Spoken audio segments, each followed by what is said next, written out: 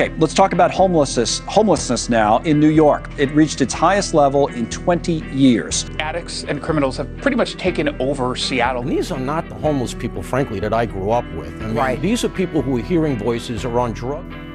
This issue will destroy New York City. New York's insane new plan to get rid of homeless people has sent shockwaves through the city and beyond.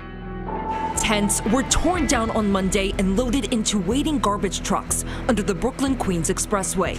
All part of the mayor's plan to crack down on street homelessness by clearing around 180 encampments across the city over the next 2 weeks. From aggressive eviction tactics to controversial new laws, This is not a new phenomenon. We put in place our subway safety plan. We sent out outreach workers. I spent a lot of time in the system walking. this drastic approach has drawn outrage from activists and citizens alike. Experts are raising serious concerns about the legal and moral implications of these extreme measures. We're here in New York City. Yeah, I came here in January. So you sleep out here on the sidewalk? I'm 60 years old. I worked 35 years. I'm a college graduate. I have no record. I have never been arrested or accused of anything. And I sleep on the sidewalk. Join us as we uncover the shocking details of New York's latest strategy to tackle homelessness and explore what this means for the city's future. Let's dive in. An insane new plan. Businesses are looking for a permanent solution to the homeless encampments outside of their establishments. They have mattresses, they got the cushions from the couches, they made a little bed under here when it rains. Since the spring of 2022, New York City has experienced a wave of over 210,000 migrants arriving at its doorstep.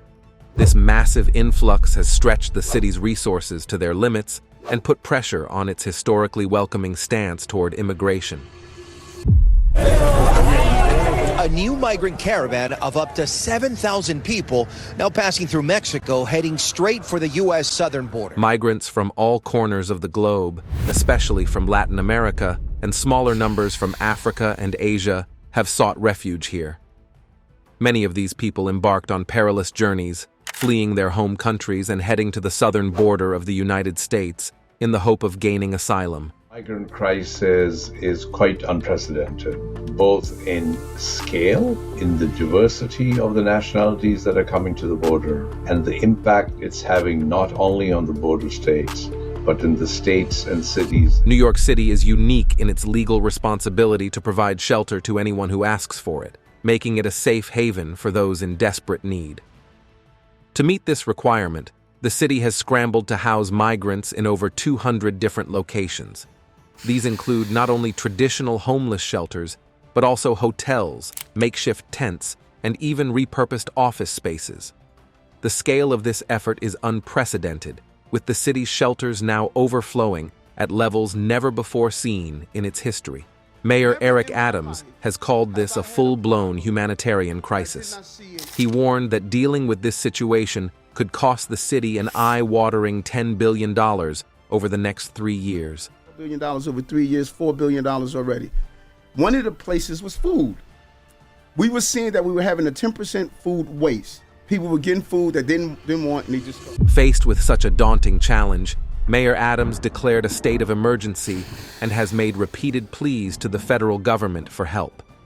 His demands include more funding and faster processing of work permits, allowing migrants to support themselves more quickly. The mayor has been especially vocal in his criticism of the Biden administration, accusing it of not doing enough to help New York bear the weight of this crisis. However, in June, President Biden signed an executive order to limit the number of asylum seekers crossing the southern border, leading to a noticeable drop in migrant numbers entering the city. President Biden expected to sign an executive order today that would allow him to temporarily close the U.S. border with Mexico. Despite this, by early August, nearly 64,000 migrants were still in the city, causing concern among local neighborhoods that have been hosting shelters. Many residents worry about the impact of so many new arrivals on their communities.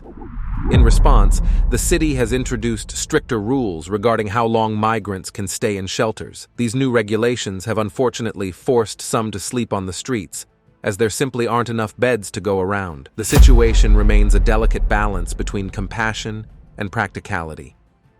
New York's identity as a sanctuary for those seeking a better life is being tested as it tries to manage the massive strain on its resources while maintaining its commitment to help those in need.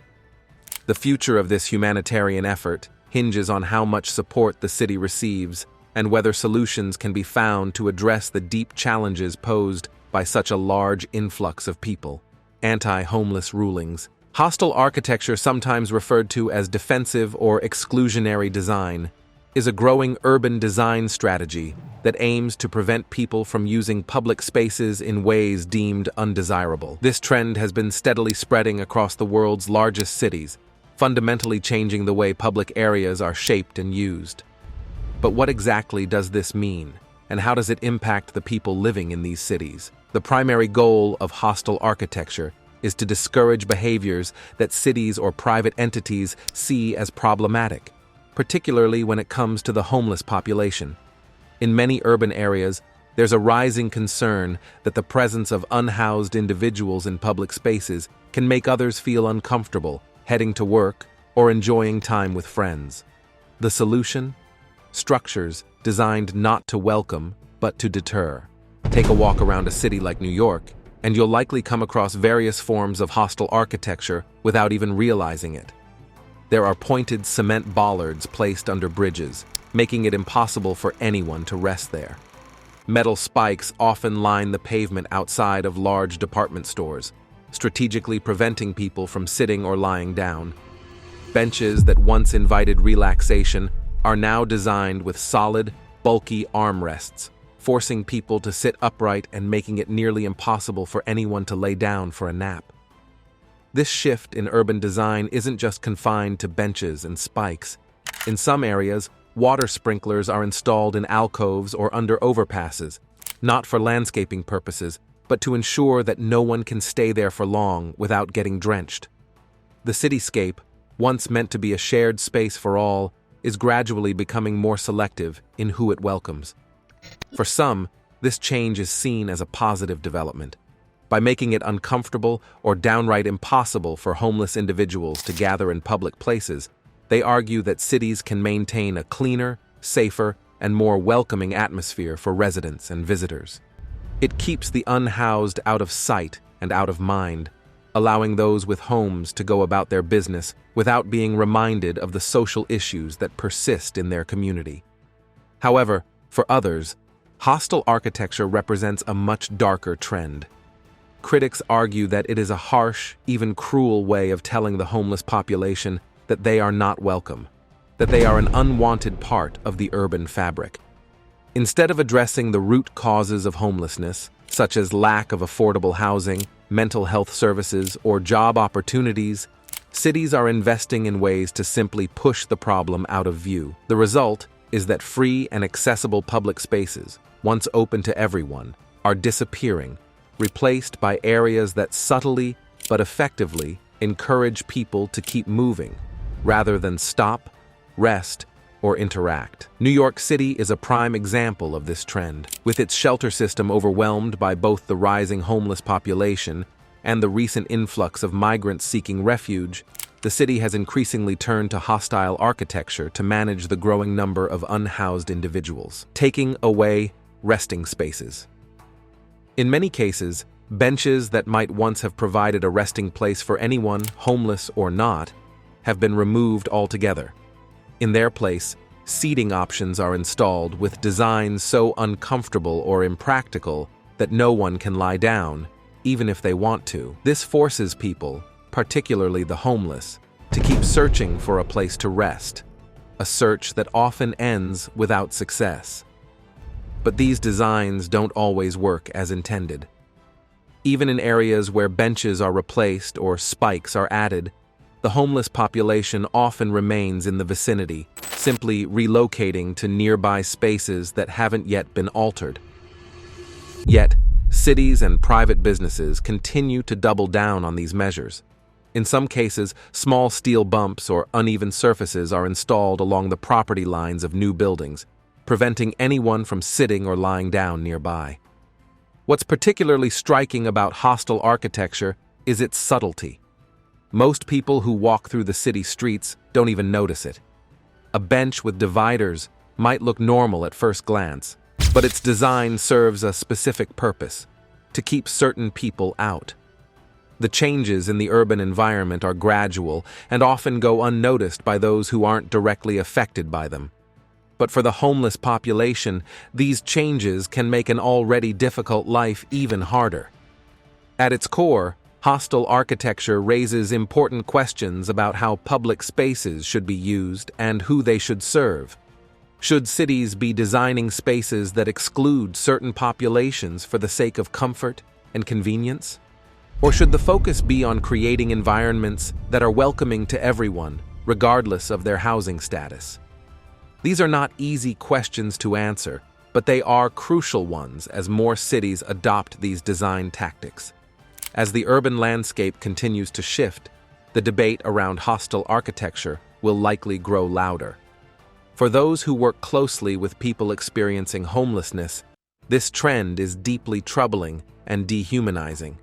While the current mayoral administration didn't create these designs, many believe that allowing them to continue sets a dangerous precedent for others in the private sector to follow. New York City has become a place where homeless individuals are punished simply for surviving in public spaces, says Craig Hughes, a senior social worker at the Safety Net Project. Each administration has tried to hide the issue of homelessness from public view. What's often overlooked is how architects and planners have made sitting or lying down in public spaces nearly impossible. Benches have been removed from subway stations and parks, flat surfaces lined with spikes, and benches are now designed to prevent people from lying down. The list goes on. It's a cruel response to those without homes. As you walk through the city, you'll notice windowsills and ledges often covered with unsightly bumps or lined with sharp metal railings to prevent people from resting there. Buildings undergoing renovations use scaffolding and chain-link fences to block spaces where homeless individuals might seek shelter.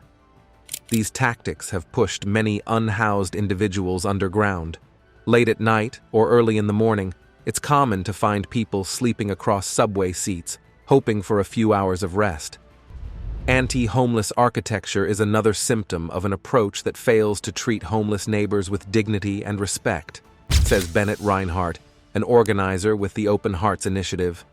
It starts with a mayoral administration that uses the police to discard the belongings of those living on the streets. Leave it alone, man. Leave it alone, bro. A desperate plea as officials in New York City broke up a homeless encampment on the Lower East Side. No, it's not fair. No, it's not fair. Then it continues when wealthy and influential people design public spaces to be hostile and unwelcoming. When homeless people are pushed out of places like bus stops and park benches, they often end up in more dangerous situations. This not only increases their risk of harm, but also makes it harder for outreach workers to connect with them and offer services. Reinhardt adds, trying to keep homeless people out of public spaces doesn't make anyone safer, and it certainly doesn't address the root causes of homelessness. As a city, we should be focused on creating an environment that welcomes everyone, regardless of whether they have a home. Instead of pushing the issue out of sight, we should be focused on ending homelessness. When asked to comment on the issue, the mayor's office declined, stating that this matter falls mostly under the responsibility of private buildings. New architectural solutions.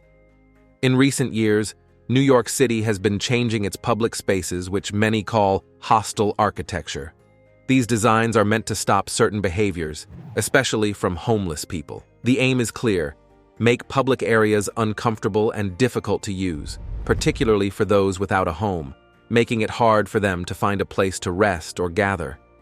These changes are making life tougher for the homeless in a city that already offers them few options. Because when I found out what these were, it made me pretty uncomfortable to realize that they were specifically designed to stop people who have nothing from staying warm in the wintertime. A New York Times report shared how this trend is spreading.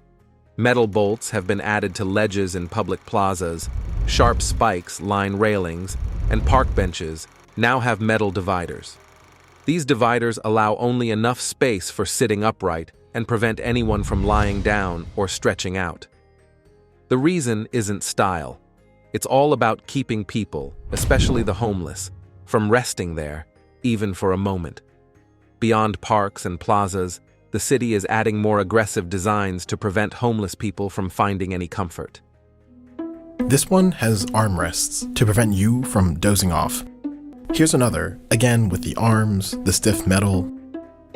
And this one, it's brand new. The MTA in New York City began installing them as a part of a subway enhancement plan. Under bridges, where people used to seek shelter, large rocks or awkward structures now block them from resting. Subway stations, once places where people could sit while waiting for a train, have seen benches removed entirely. This comes after earlier changes where seatbacks were taken off benches, making them uncomfortable for resting. The MTA's Enhanced Station Initiative also contributed to this problem. Last year, the project promised upgrades to stations along the R line, and commuters were hopeful. People expected improvements like more elevators or features that would make the subway easier to use. Instead, the changes were mostly cosmetic. Stations got brighter entrance canopies, countdown clocks for train arrivals, and USB charging ports. One of the most criticized changes was the installation of leaning bars in place of benches. These angled wooden blocks are mounted on subway walls. Ostis wanted to prove her point. Comfortable? Not really at all, because my back is down here, you know? So I have to be like this. While they might look modern and save space, they are uncomfortable. Riders quickly realized that these bars were not made for sitting, but for standing support. This caused issues for many, especially the elderly, disabled, or anyone tired and in need of a proper seat. After months of renovation, the Bay Ridge 53rd Street station on the R line introduced these bars, and the response was far from positive. This change was a big disappointment for regular riders of the R line. The line is known for its long waits between trains, which has earned it the nickname Rarely Line. While leaning bars might be fine for a short stop, they don't work well when someone has to wait for an extended time. The lack of benches has made commuting harder, especially for those who need a real seat. These expensive subway renovations echo a broader issue in New York City, where public spaces, despite their initial appeal, often leave residents frustrated by their uncomfortable designs. While these updates may cater to tourists passing through the MTA on a quick stop, they neglect the everyday commuter who relies on the system daily. For them, the subway feels less like a transportation network and more like a place where they are shuffled between work and home with little care for their comfort or well-being. A closer look at benches across the city reveals an uncomfortable truth. Nearly every bench in public areas, especially in New York, is built with discomfort in mind. Though meant for sitting, many benches are intentionally designed to discourage lingering or rest. They have hard, rigid seats, armrests that divide them, and backs that are too short to provide any real support. These features make it clear that the intention is to prevent anyone, especially the homeless, from lying down or resting for too long. Unempathetic response. In public washrooms, another form of defensive design can be seen. Blue lights have been installed to obscure the veins of intravenous drug users, making it difficult for them to inject themselves. While this may seem like a preventive measure, research shows it doesn't stop drug use. Instead, it increases health risks, such as infections and tissue damage, while also reducing overall safety for all washroom users. Blue lighting makes it harder to see and clean up messes, leading to less sanitary conditions. Ultimately, swapping out regular lights for blue ones fails to address the deeper issue of addiction and does nothing to encourage users to seek help. The city's newly renovated Moynihan Train Hall is another example of form over function. While the station's grand design is visually impressive, it lacks one key feature: seating. Passengers waiting for their trains are left without a single place to sit and rest, making what should be a welcoming space feel cold and uninviting. As New York City struggles with rising homelessness, the use of hostile architecture is becoming more common, sparking significant criticism. Many argue that these designs further divide society, creating a stark contrast between the wealthy and those who live on the margins. Rather than addressing the root causes of homelessness, hostile architecture simply pushes the problem out of sight, catering to those who prefer not to see the city's most vulnerable residents. Critics also point out that hostile design lacks empathy. Instead of offering solutions or support for the homeless, these structures send a clear message. They are not welcome in these public spaces. Activists, artists, and concerned citizens have begun to push back, calling for urban planning that is more inclusive and compassionate. They believe that cities should be designed to serve everyone, not just the affluent, and that public spaces should encourage community, not exclusion. Hostile architecture is not unique to New York City, however. Similar designs can be found in cities around the world, including Paris, London, Stockholm, Hong Kong, Santiago, Vienna, Rome, and Vancouver. In each of these places, public spaces are increasingly filled with uncomfortable features designed to prevent people from staying too long. Whether it's called defensive design, exclusionary architecture, or dystopian planning, the goal is the same: to control how public spaces are used and limit behaviors seen as undesirable. These structures, from metal spikes to uncomfortable benches, are changing the face of urban landscapes everywhere. By discouraging rest or gathering, cities are slowly becoming less hospitable to those who need public spaces the most. The question remains: should cities prioritize controlling behavior, or should they work toward creating environments where everyone feels welcome? Homelessness, increasing in New York. The homeless problem in New York City seems to continue to get worse. A report from the U.S. Department of Housing and Urban Development found this year homelessness was up by 2.8%. You've likely seen or shared a space with someone homeless, maybe even without realizing it. You may know someone personally who has been through homelessness, or perhaps you've experienced it yourself. It's a reality that touches many lives in New York City. New York City seemed to have its homeless crises relatively under control for a city of its size thanks to its right to shelter law, but the recent migrant crisis has hurled the city into chaos and turmoil. Right now, the number of New Yorkers experiencing homelessness is higher than ever before. In a city with over 8.3 million residents, about 1 in every 83 people is homeless. That's more than 100,000 individuals, men, women, and children. Out of that number, over 4,000 people are unsheltered, living in subways, on the streets of Manhattan, or in the outer boroughs. Yet, the vast majority of those experiencing homelessness spend their nights in the city's shelter system, often hidden from public view. For anyone struggling with financial hardship, New York can be an incredibly tough place to survive. Many New Yorkers live paycheck to paycheck, juggling the city's high cost of living alongside limited affordable housing and a shortage of jobs that pay a living wage. Unfortunately, this leaves many people on the brink. Just one unexpected event, like a medical emergency or job loss, can push them into homelessness. The crisis of homelessness in New York City is a complex issue. In most cases, it's not just one cause, but a combination of factors that leads someone into homelessness. These include mental health challenges, substance abuse, untreated medical conditions, past trauma, violence, and the overwhelming lack of affordable housing. For many, maintaining stable employment becomes an uphill battle when faced with these obstacles. This growing crisis is not just about numbers. It's a reflection of the challenges many face in one of the most expensive cities in the world.